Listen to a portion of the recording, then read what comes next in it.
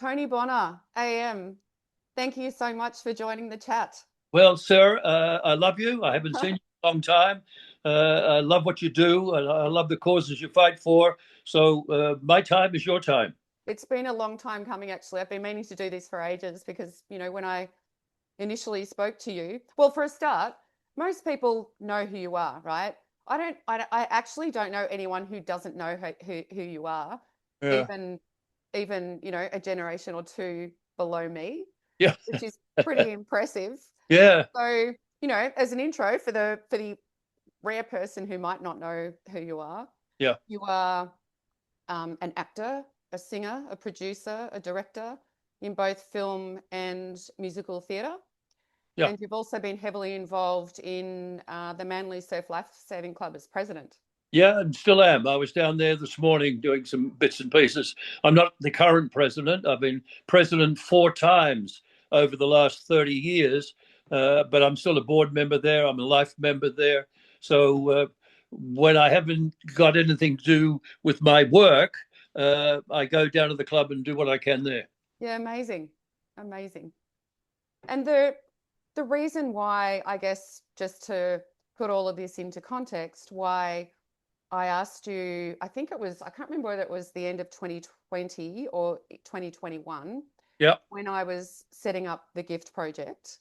And I was thinking at the time, who is the kind of quintessential Australian who represents the country, wildlife, and all of the things that are relevant to what I do. Yeah. And your name, of course, was the first to come up.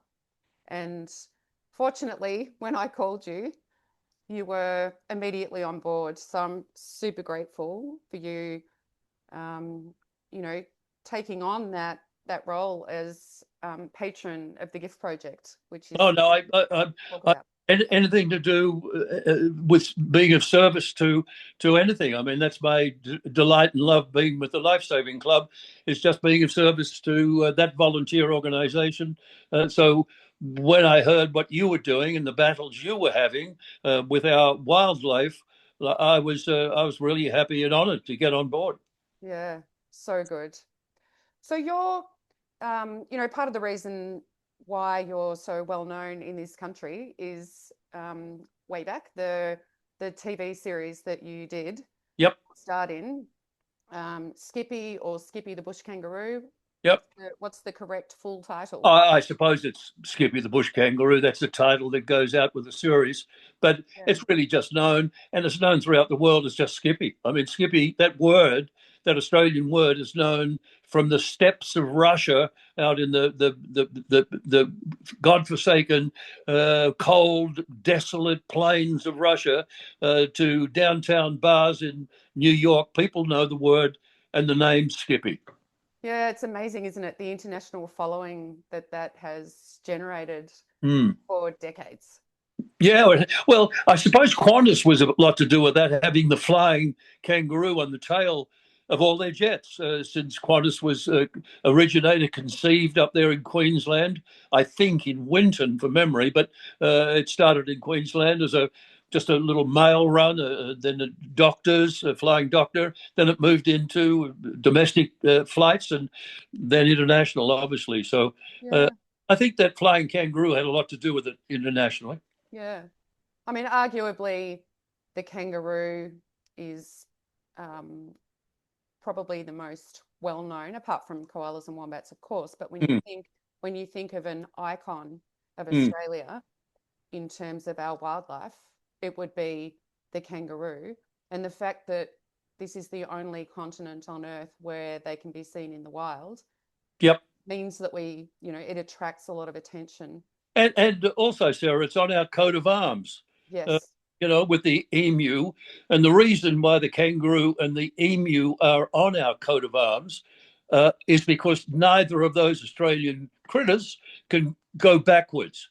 They can only go forward. And that was part of the reasoning of our great forebears to put the emu and the kangaroo on our coat of arms was to go forward. That's so interesting. I didn't know that. You've just taught Yeah. me something else.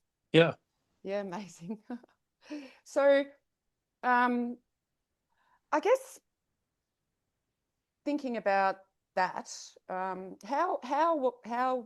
did being in that show, even though you were in it for a season, a year, is that right? Just, yeah, I had a fallout with them at the end of that first year over an honourability that I had with them about a pay increase should the show continue and become successful. Because we all were on quite low money, and we did the show for varying reasons. I did it initially because it was being shot on colour film, and back in the 1960s in Australia, we didn't shoot a lot on colour film. So I thought, as a young actor, what a great thing to do, to be on film every day, watch the rushes, and learn about lenses, learn about lighting, learn. And I thought, wow. So I was very happy to do the show for the small amount of money that was paid back in the 60s. But I said to them very clearly, and one person knew of that, Peter Menzies, who was our director of photography.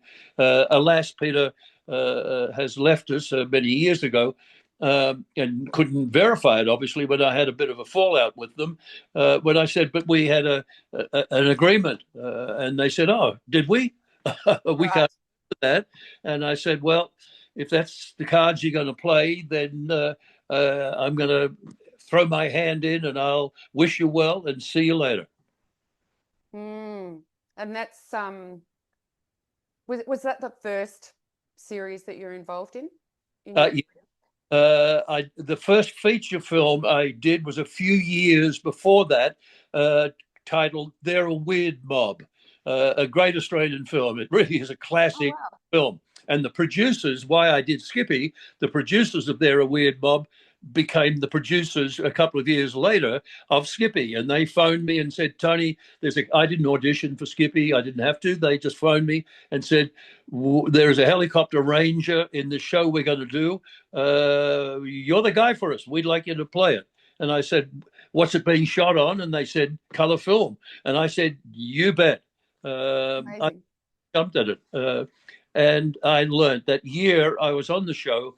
I learned a technique, and I learned what to do in front of a film camera with the lenses that are used on that I took into the rest of my career.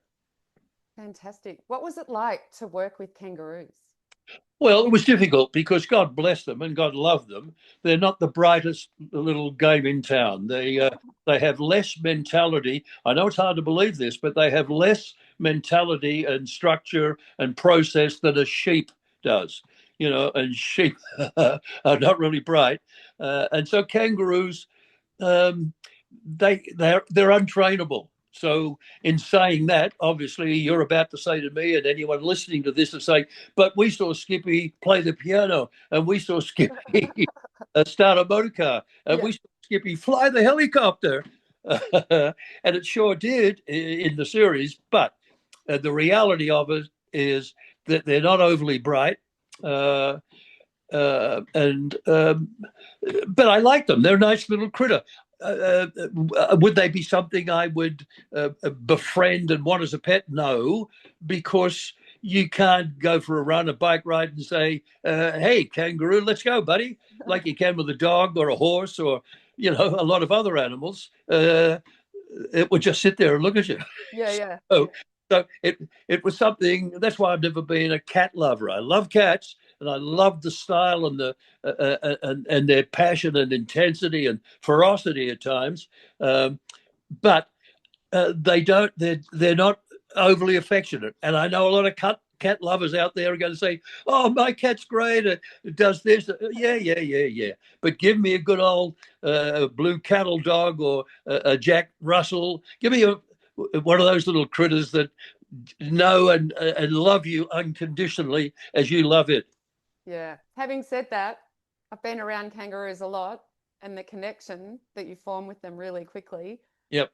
and the bond is very real. So I think No, some no, would no. argue with you about their intelligence. Yeah, no, I dig that because they're taking some food out of your hand and you're patting them on the head, and of course they're going to love you, Sarah. Yeah, But yeah, you can't teach them to stand still. You can't yeah. teach them as you can with a dog or a horse or a dolphin or anything, to do tricks, to do things, because that's impossible. They don't have Yeah. that process to take voice commands Yes. or even whistle commands like you do with a sheepdog. You know, you can teach a sheepdog to muster up 200 sheep on a whistle. Yeah. Yeah. You know, True. but so no, I love the kangaroos. They're furry little cuties, but they're not overly bright. What's your favorite Australian animal? Wombat, Yeah. I Yes. love them. Yes. You know, see, I'd have a wombat as a friend. You know, I love them, and they want to cuddle you, and they come and knock you on the leg to say, "Give me a pat." You know, and I love wombats. They're hilarious. Yeah, They're a lot like dogs, actually, the way that they play and they follow you around. yes, they're very naughty, very They destructive, are, but beautiful. you know. Yeah. So when I asked you to be patron of the gift project and I explained to you what was going on, at the time it was after the 2020 bushfires, Yes, and there was a lot of donations given to Wires in New South Wales, and unfortunately, it seems that a lot of that money, or most of that money, didn't actually make it to where it was intended to go. So isn't that funny? yeah, so that was the whole premise of setting up the gift project as an alternative way or platform for people anywhere in the world to donate directly to wildlife rescuers and carers. Yep. So the first iteration of that was a little bit complicated. I've now redone it, and it's much more simple. So it's yeah, it's a platform that anyone can jump on and look at a list of wildlife carers and rescuers in any state in Australia, Yep. and then they can get in touch with them directly to, you know, have a conversation about how they might need support and what anyone wants to do for them. So the gift project is not a charity, it's simply a conduit to connect donors with wildlife carers and rescuers in Australia, Yep. which is super important, you know, because I mean, I wonder to you what it means to support Australian wildlife. Well, it means to me, as it should mean to every Australian, to keep our wildlife valid and alive and growing. Um, you know, it's just it it just means to me it's a part of the country. I mean, it's really that simple. I don't have any kind of manufactured great wisdom beliefs in it, other than if it's an Australian animal, um, then God bless it, and let's keep it going, and let's keep it alive. Let's keep the tracks and the God love them, and I like dingoes, but let's keep the dingoes away from some of the bilbies and some of the animals. I mean, it's mainly, I suppose, wild cats these days that are Yes. out doing a lot of the damage in our bush, and that's tragic for people that let their cats wander around of a night. I mean, I don't like that at all. Mm. And So, you know, it's just a general thing. They are Australian. It's tough enough to survive in this country without people getting in their way, and roads not being built enough to put tunneling under roads, so kangaroos and possums and everything can cross the road mm, without getting, knocked over. The amount of roadkill in this country is extraordinary, as you know better than I.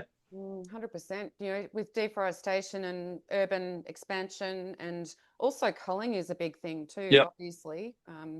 You know, organised government funded culls of kangaroos, private culling of kangaroos.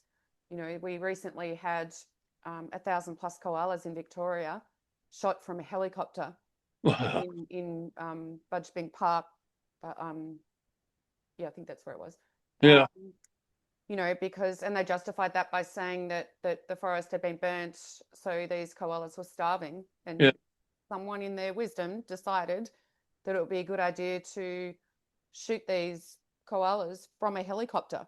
Yeah, I know it's bizarre. I mean, why don't you? There would have been enough people that volunteered to go out into that burnt scrubland, find those koalas that weren't damaged with the fire too much, throw simple netting over them, capture them, put them in cages, and move them to a different area. Yeah, 100%. And there were plenty of volunteers ready to do that, but it was only, it was pretty much done by stealth, but was leaked out and found Yeah, out about, and then there was outrage over it. But yeah, I think, when you go overseas, people no doubt,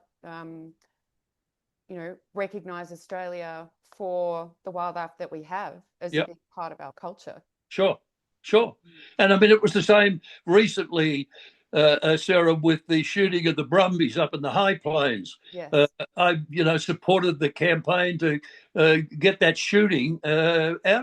I mean, go and muster the horses. People will buy them. People will take them. 100%. Why put a chopper up and shoot them? Leave them to drop and sometimes just bleed out. Have the dingoes come and get them before they'd passed away. Um, I mean, I just found that whole high plains shooting from choppers just stupid, ridiculous. Mm. Yeah, yeah, it's really, really sad and very frustrating because you know, there are thousands of wildlife carers and rescuers across Mm, this country, thousands of other support people who would all jump in and do what's necessary to rescue and relocate animals if that's sure. a possibility. So yeah, it's a big fight that we're having. Yep. Going up against a lot of bullies, really.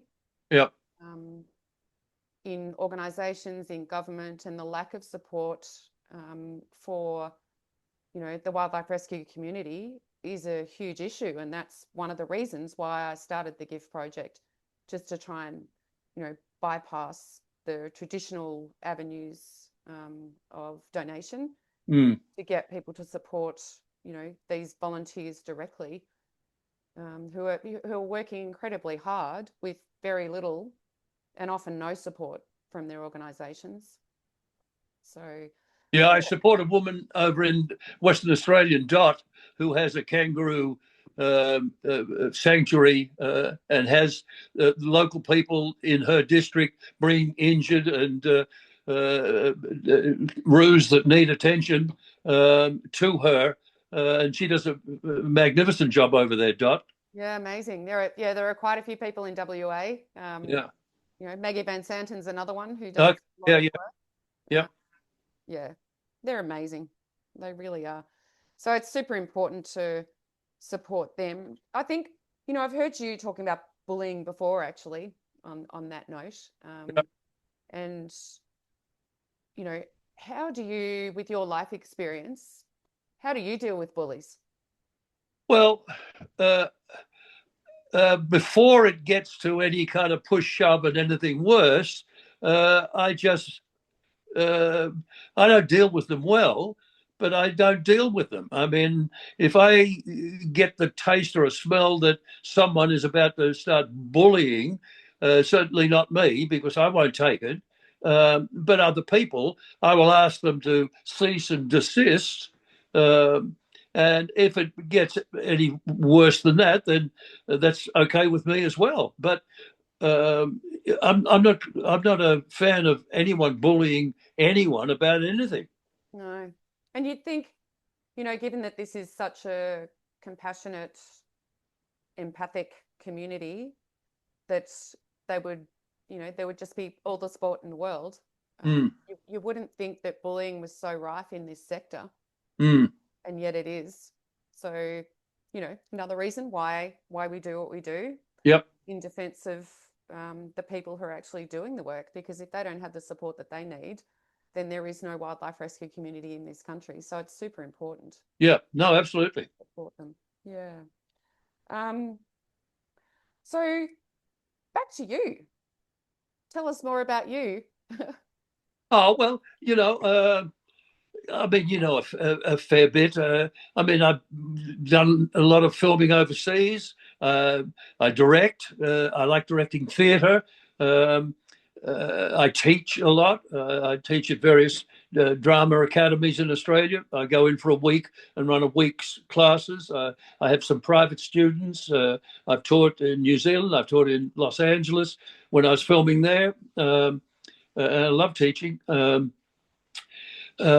I'm still at it. I'm writing some articles. That's why when you called, I'm in the process of just writing some articles for some magazines, mainly on World War One stories. I've done quite a few films and the miniseries on the First World War.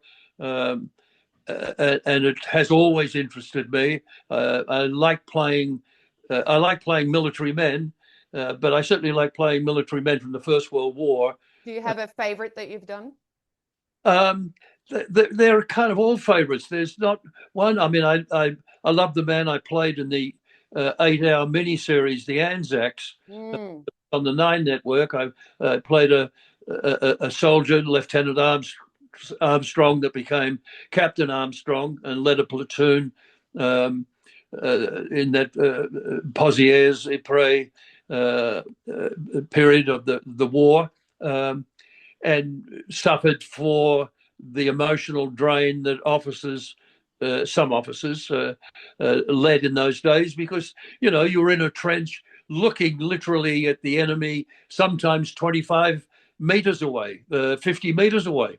And you blew a whistle, and you and the platoon climbed out of these trenches and ran across no man's land into machine gun, into rifle fire, to jump into a trench of the enemy and fight with bayonets.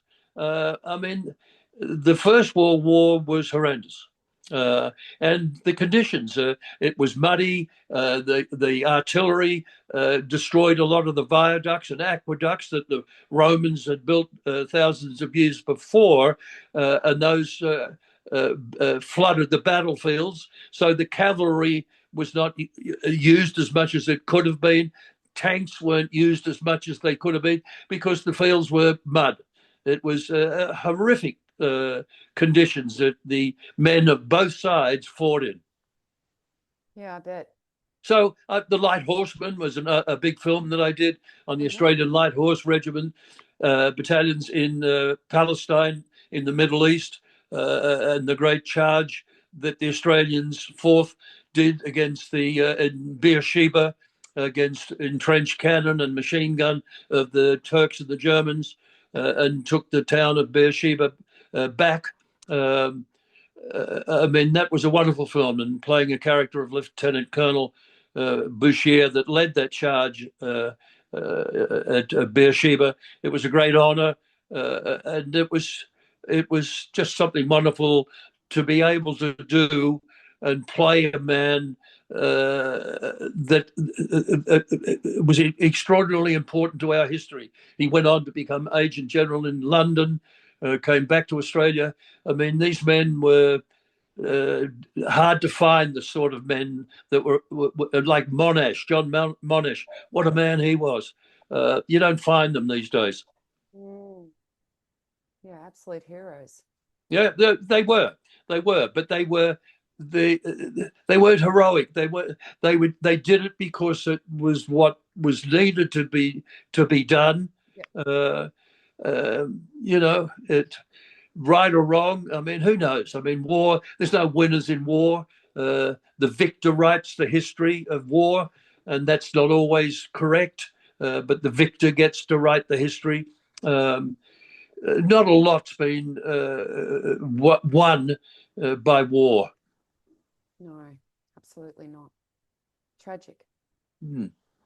What about The Man from Snowy River? What was Another that? film I did, yeah. Good horses. I mean, I love riding, and so that was a great film to ride in with some pretty good riders down there. The Lovics, who were great horsemen down there. We used a lot of Charlie and Jack's horses on that film. Stoney, yeah, a lot of the guys. But it was a great film with my pal Gus Mercurio. Gus and I were great buddies. He's another icon. Yeah, God rest his soul, Gussie. I miss the Gus. He gave my daughter, one of my daughters, her nickname. My eldest daughter Chelsea has always been called Bucky, because Gus had come into the house with that voice of Gus's, and he'd be saying "bucko." It's an American term for friend, my bucko, and bucko became Bucky, and she's had that all her life. I write to her, I call her, and she's always been Bucky to me, not Chelsea. I named her Chelsea after the football team I followed in London, Oh, okay. the mighty Chester, and she was always very pleased that I didn't follow Arsenal. Absolutely. Oh, gee. You, Yeah, so Snowy River was a great film, obviously based on a poem that we've all lived through in this country. The film up there in the Highlands in Victoria. Uh, Banjo Patterson. yeah, Banjo Patterson, yeah.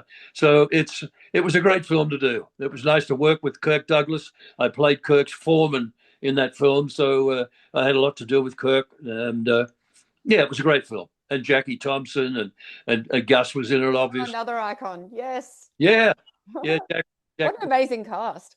yeah, it was. It was great. So good. I've heard you say you have to love what you do. And I You think, it sounds like passion plays a really large role in the process of living and breathing what you do. Well, yeah. I mean, if you don't love it, you can't be doing it just for money. I mean, uh, I never know. As stupid as it may seem, I accept a role because of the role of the script in general, and then the character I've been asked to play. Uh, who's the cameraman on it? Who's the DOP, the director of photography? Who's directing it? Who's the wardrobe? Who are involved in this film? Um, and the people that are involved in it are involved because of the right reasons, because it's something that should be made. Uh, so, I've never thought of the money. I've never thought how much am I earning from this film or this television or this theatre. It's the script, it's the fellow cast members, it's the director, it's the cinematographer, it's the people that are doing it that you have respect for. Then it all works. Mm, yeah. It's super important to have purpose in life also, isn't it? Well, yeah, yeah. Uh, I mean, I don't. I don't walk, Sarah. I don't go for a walk. I walk with purpose. I Yes. don't kind of stroll. I'm not a good window shopper. I've never walked. God love the gals I've had with me in my life and my former wife. Uh, they all kind of know inherently not to ask me to go window shopping with because I can't do it. I've got to go from A to B, and you walk with purpose. Yes. Yes. You know. I think another thing that's really important in probably related to what you do as well, or anything really, is mentorship. Mm, I know, in wildlife rescue, it's really important for people coming into it, or even at any stage really, to have mentors, to have people to bounce ideas off and work with. mm. And debrief with. So, how important has mentorship been throughout your career? Oh, I'd love to have had a mentor when I was a young actor. Mm, Um, yeah, it was a different time back then. I'm talking now, the late 50s, beginning of the 1960s. It's a long time ago. yeah. Uh, you know, and you kind of learned the hard way. You did it and you learned from the mistakes you made. That's why I tell my students there's no such thing as a mistake. You learn from that. So that's acquisition of knowledge. If you do something and it doesn't work out, it's not a mistake. Don't beat yourself up about it. Learn from it. So that's what we did in the old days. You didn't have tutors and teachers and acting schools and mentors. You kind of did it. Maybe an older actor back then would make a suggestion to you that would help, and you were extremely appreciative of that.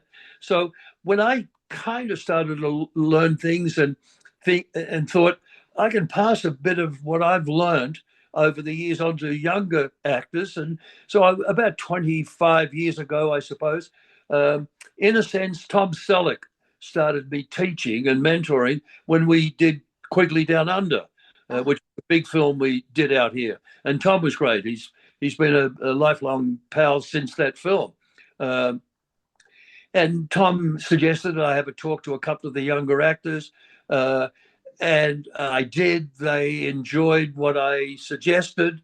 And, you know, the word kind of got around a little, and other actors would say, I've got an audition, Tone. Can you give me a hand? So it grew from that. It grew from word of mouth. And I suppose my honesty and my tough love to them. I'm not an easy person to work with. You kind of got to listen to me or get out of the room, you know. So I'm old school. Fair enough. So you're still doing a fair bit of teaching Oh now? yeah, oh yeah. I do a lot on Zoom. I don't like teaching on Zoom. I like being in the room with an actor. I want to see them breathe, and I want to be in the room. Zoom, I think, is not the right way to teach, and I suggest that to some actors that will call me. I'll say, hey, let's meet, let's do this. If they don't have time, I say, okay, and we'll do something on Zoom. But yeah, I like because it's important when you're an actor, the way you breathe, what you do suggests to an audience what you're feeling. Yes. You know, to me, when I'm teaching an actor, I say the two most important things, in a sense, is that word, sensing and feeling. You've got to sense what the character in the scene that you're talking to is doing. Are they trying to con you? Are they trying? What's the subtext of what they're about? Is what they're saying to you genuine, or you? So you've got to sense what's going on, and you've got to listen. You can't answer someone. You can't respond to someone unless you're listening to what they're saying. You know, a lot of actors are standing there thinking of their next lot of dialogue, their next words that they've got to say. Those words will come intuitively if you're listening to what's being said to you.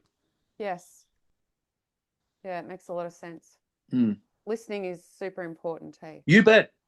You bet. And reading body language and All that. reading a room. Absolutely, that's what it's all about. I've run classes for lawyers, barristers, solicitors, because of that body language. How close you get to a jury. You know, do you eyeball one particular juror? Do you get over there and eyeball them, or do you play it back a little and let them kind of want you to come to be to connect with them? Yeah, it's all about, it's about space. It's about all those things. Super interesting. Yeah. Yeah.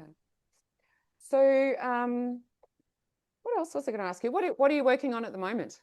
Well, right now is writing about Nancy Wake, who was called the White Mouse in the Second World War.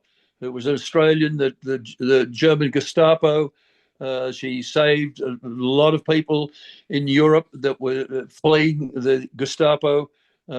She was an extraordinary woman, born in New Zealand, raised in Australia, became an Australian.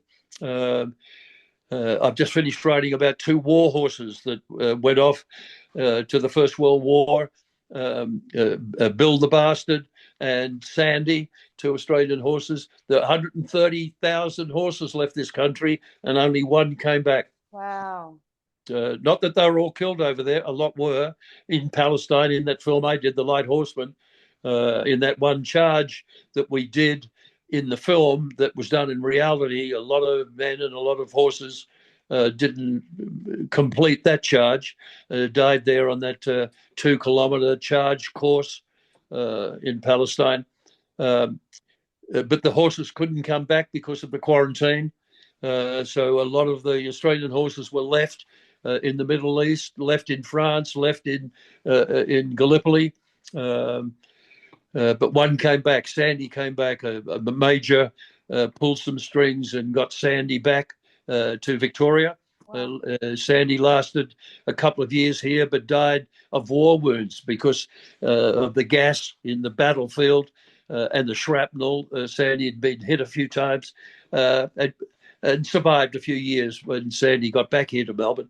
Um, uh, so I write a lot of stuff mainly about the First World War, about men, about animals. I'm writing one at the moment along with Nancy Wake. I'm writing one on Simpson and his donkey in Gallipoli. Simpson had a couple of donkeys. Some of them were killed, but with shrapnel or shot. Uh, Simpson only lasted. People know Simpson, that classic shot of a man on the donkey bringing a wounded soldier back to the nursing the hospital. That he was there the whole war in Gallipoli, which was about 6 or 7 months. The campaign, the disastrous campaign, because we were landed on the wrong beach. We were just chopped down. It was a disaster, that whole campaign. But Simpson Kirkpatrick was his full name, John Simpson Kirkpatrick. He only lasted 3 weeks. He was shot bringing men back from being injured up in the Pine, and so yeah, I write about that kind of stuff a bit. So interesting. Mm. Because a lot of people have no idea about any of that or No, Australian history. I don't know how much they teach in school these days about Australian history. Well, this is why I get angry, and I suppose a lot of people do get angry. Not to be proud of being an Australian, not to think where. I mean, what's going on now? I've got to bite my tongue and walk away a lot because I honestly don't believe what's happening in our country. Yes. I don't understand the people that are marching in these protests that have no idea about the campaign that's happening in the Gaza and Israel. They have no idea, and yet they're marching and waving terrorist flags. I just find it extraordinary. Yeah, me too. Yeah, yeah, it's all very sad. Which is, leads me to my next point of projecting positivity onto others, and how important is that to you? Well, it is to make a positive impact. Yeah, well, it is, Sarah, because I had a pretty rough old beginning in life. I was quite a frail, sickly kid. I had asthma badly, and I was lucky to survive back in that period. I can remember being in hospital when they used to put the chloroform. It wasn't a gentle little needle and you drifted off. I can remember vividly sitting here right now at this age, taking myself back 70 years or more of having like a gauze put over my mouth and chloroform dripped on it. Yeah. I can sit here and taste the chloroform dripping into my throat. So I had a few of those operations back then. And then I battled alcohol from about 14 through to the mid 40s. And with the grace of a higher power, I got over that situation. I've been, as they say in the classics, clean and sober now for about 35 years, which is a blessing and a goddamn miracle. So, it's been an interesting journey. I have three very bright daughters, creative, powerful, 6 grandchildren, and now 1 great granddaughter. Oh, wow. Awesome. Yeah. Congratulations.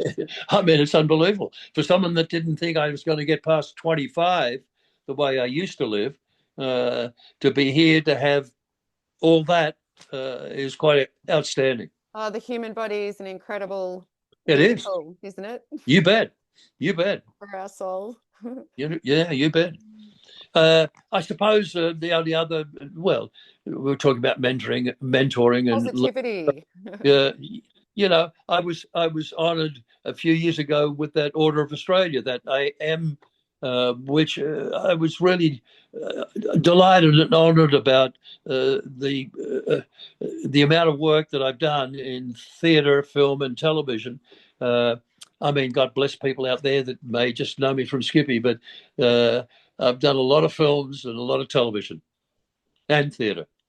Oh, I think people are well aware of your achievements and a well-deserved AM, for your contribution to the industry. Yeah, no, I was really delighted and honoured about that. Yeah, awesome. So for those who, as I said in the beginning, I don't know anyone who doesn't know Skippy, but for those who haven't seen it, it's enjoying a rerun on Channel 9 at the It's moment. always it's always had a rerun. Sometimes at like 2 in the morning, sometimes at 6 in the morning. Uh, the show has been rerun. I would think, I don't know, but I would hazard a guess. The show has been rerun 8 or 10 times. Mm, It first went to air in 1968. wow. And it finished production in about 1970 or 71. I wasn't with it. I was in England at the time because, as I was saying earlier, I left the show when they didn't honour an agreement. And I went straight off to England primarily as a young actor and walked the streets there and got an agent and, did a film in Turkey and a film in Malta, a film in Africa, uh, television in London. So it was it all meant for a reason. One door closes and another door opens. Yes. It's interesting though, because I don't remember you not being in it. And I grew up Yeah, with that show. It was yeah, I know. so Well, delightful. they didn't tell the fans out there that I wasn't in the show. Yeah, right. Whenever Eddie Devereaux, who played the kind of boss, cocky ranger, whenever the helicopter was needed for production value more than anything in the show, Ed would say, "Oh, Jerry's away in Sydney or something." That was Really? let's get the stand in. Let's get the fill in chopper pilot. So they. So they didn't actually write you out of the series, technically. Well, You were kind still. of technically, no. Yeah, wow. That's You know, interesting. because I don't know, they didn't want to tell the fans that I wasn't there, or I don't know why. Well, I do, but uh, yeah, it was interesting. Well, it was I, probably a good I, thing from your point of view, career-wise, yeah. wasn't it? Just to be associated with that, even though the outcome wasn't great in terms of, Oh, yeah, yeah, financial reward. yeah, yeah. No, no, no. It was great. As I said, I loved every day on that set. Uh, all the guys that were on that set, the actors, all the crew, are still friends of mine to this day. That are Yeah, still beautiful. obviously. A lot of the old crew guys have passed and gone on to heaven, but yeah, it was the first really color filmed television series that sold internationally. Yeah, amazing. It's I think it's still Australia's most successful television series on the international market. I mean, Neighbours, which I'd done, Home and Away, which I've done, were big in England, but not big in Europe and America and Germany and South Africa and all that. Skippy was kind of big everywhere. Do you think that's attributable to the fact that, um, it was all about Australian wildlife?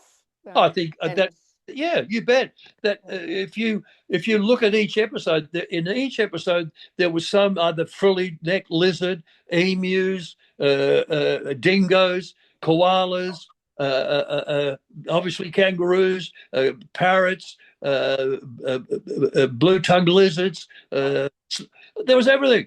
we're You so lucky, aren't we, to have the diversity that we have in this country, which is you bet. why it's so important Yeah. to look after it. No, no, I agree with you totally. And yes, that was part of the success. And the other part of the success was when the helicopter did take off, uh, and you only need to get to about 200 feet up, and you could see Sydney Harbour, you could see Bondi Beach, you could see all this blue water, blue sky. that's what brought a lot of people to Australia from England, from the north of England and Wales, Scotland, Ireland. They saw Skippy over there and said, "Wow, that's a part of us. That's a British part of our setup, and you could come out as a 10-pound pom." Mm, So you could come to Australia and set up here, and a lot of British people did. yes. And it probably still brings people here No doubt when they about. see that. Yeah, no doubt about that. Where was it filmed? Yeah, Whereabouts was it filmed? about from where I'm sitting here in Neutral Bay, it was filmed about 10 kilometers or 15 kilometers from here Okay. in Waratah Park. There. Yeah, beautiful. Yeah. Wow. So, yeah, but I mean, that was those aerial shots from the helicopter when we're doing an episode, and you could see Sydney, you could see the Harbour Bridge and the Opera House and the harbour, and pan over, and there's Bondi Beach, and here's the fabulous Manly beach here, and I mean, people overseas would go, "Holy hell! How long's this been going on? Let's get out there." Yeah, yeah. And that's what buggers me, that we're buggering it up now. I With know. I all know. this wokeness and this stupidity. I'm all for people protesting, but they've got to know what they're protesting about. They've got to understand that whatever they do here cannot and does not to have any reaction, 15,000 kilometers away in the Middle East. Yes. Well You said. know, it's so if you protest, by all means protest, but keep it understanding, keep it reasonable, have a knowledge of what you're protesting about. Mm. Yeah, absolutely. I think you need to have a deep understanding of whatever it is that you're involved in, You bet. from an advocacy point of view or whatever that might be. Yep. Yeah, super important. Yeah, it is. I mean, it's a tragedy and a disaster, and I suppose it was from day one in 1948, when the poor Jewish people escaping from the Holocaust and the Second World War were looking for a place to live. They were given that bit of sand and muck on the coastline there, that became Israel. Yes.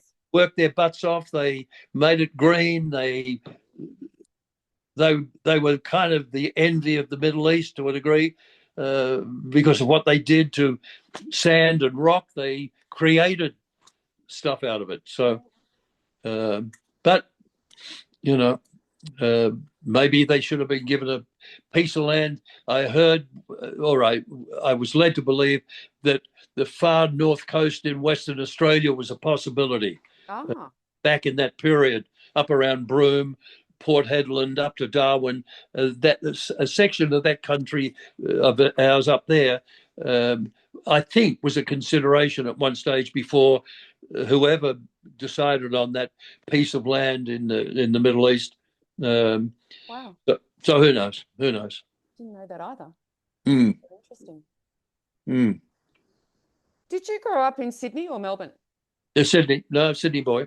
Manly, Fairlight, born in Fairlight. Grew up on Manly Beach. My grandfather, great grandfather, was the first president of the Manly Lifesaving Club, where I've been honoured to be president 4 times over the last 30 or so years. Community is very important, isn't it? Manly. Community is very Oh, important. yes, you bet. Yes, it is, and volunteering. That's what I always loved about Tony Abbott. When I first met Tony, we were great mates. He was a patrolling lifesaver, volunteer lifesaver down at Queenscliff, which is at the end of our strip of beach. Manly's at the southern end. North Staines in the middle, and Queenscliff Beach is at the top, the north end of it. And I used to see Tony there all the time. I mean, he was a voluntary lifesaver. He was a volunteer bushfire fighter. I mean, he was a hell of a prime minister. Yeah, my son loved him. Yeah, When he was little. yeah. Yes. He did do some good things. Yeah, he did. He did. You know, I mean, we're all flawed. We make mistakes. But I can assure you, when he made a mistake, he put his hand up. Yeah. You know, there are a few other political people that make mistakes that duck, run for cover, and look to blame someone else. Oh, and there are many in organisations who just Oh, do the same thing and keep trying to cover their tracks and make yeah, excuses or hide behind whatever it is. yeah. I Just don't know why people just don't put their hand up and say, whoops, I got it wrong. 100%. You know, I'm sorry, I got it wrong. I'll rectify it because now I know what needs to be put in place to make it work. Yes. And this is the battle that we're facing at the moment Yeah, in New South Wales with wires and wildlife rescue. yeah, So, you know, anything that we can do to support that community in particular at the moment, yep. and you know, get them what they need, get them the support that they need. We, you know, the community is fortunately now communicating very openly thanks to social media. That's been a game changer, Good, I have to good. say. And yeah, we're really stoked to have your support in the gift project, and Well, I'm honoured to be able to do something, Sarah. yeah, well, I really appreciate it because, you know, that random phone call one day and you probably thought, who the hell is this? um, yeah, has led to a really good thing. So Good. thank you very much for No, your involvement and your support. yep. And, you know, your iconic self, um, sharing the message to the world, really. Well, just give me a holler. Whatever I can do, I'll do it. Thank you so much. All right, Sarah. I'll Thank catch you. up to you and not leave it so long next time. Yeah, yeah, yeah, yeah. Yeah, I think I owe you a cup of coffee, so we'll catch up and have a cup of coffee. Oh, Tropicana. Fine, you've got it. Awesome. Okay. All right, darling. Thank you so much. No, thank you. And good luck with wires. Thank you. Okay, bub.